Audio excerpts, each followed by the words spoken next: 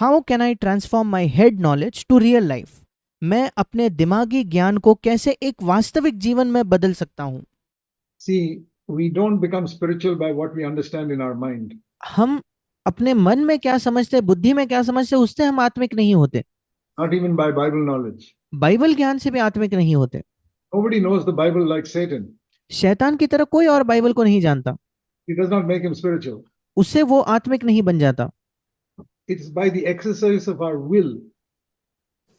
हमारी इच्छा को इस्तेमाल करने के द्वारा। Only worry about that. Don't worry about your mind. केवल उसी पर ध्यान दे, अपने मन पर ध्यान न दे। Will you say, Lord, I want to choose your will at every point. क्या आप ये कहोगे कि प्रभु, हर एक बात में मैं तेरी इच्छा चुनना चाहता हूँ। And if I slip up somewhere, I'll say, Lord, forgive me. Let me come back to your will. अगर मैं कहीं फिसल जाता हूँ तो मैं प्रभु से कहता हूँ, प्रभु मुझे माफ कर दे, मैं फिर एक बार तेरी इच्छा में लौट आना चाहता हूँ। Secret of Jesus' life, मसीह के जीवन का रहस्य written in John 6:38. वो यूहन्ना 6:38 में लिखा है। He said, I came from heaven not to do my will, but to do the will of my Father. यीशु ने कहा, मैं स्वर्ग से अपनी इच्छा नहीं वरन अपने भेजने वाली की इच्छा पूरी करने के लिए आया हूँ। Entire secret of Jesus' life is in one sentence, not my Yeshu will, God's will. यीशु के संपूर्ण जीवन का रहस्य एक ही वाक्य में है, मेरी इच्छा नहीं बल्कि तेरी इच्छा पूरी होने दे प्रभु। That is not understanding. ये समझ नहीं है। Mind can know very little of the Bible also.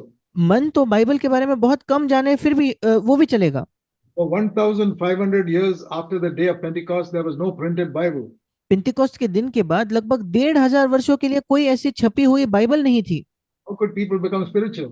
फिर तब लोग कैसे आत्मिक होते थे? By understanding. उनके समझने के द्वारा नहीं। Which side is your will set? आपकी इच्छा किस ओर है? Can you say, Lord, I want to do your will? क्या आप कह सकते हो कि प्रभु मैं तेरी इच्छा पूरी करना चाहता हूँ, If I'm not doing your will, please show me, I'll do it. और अगर तू मुझे दिखाएगा मैं कहाँ नहीं कर रहा तो मैं तेरी इच्छा पूरी करूंगा वहां। Asking for the power of the Holy Spirit only to do your will. और मैं पवित्र आत्मा की सामर्थ्य इसीलिए मांग रहा हूँ कि मैं तेरी इच्छा पूरी करूँ। You hold on to that. उसे थामे रहे।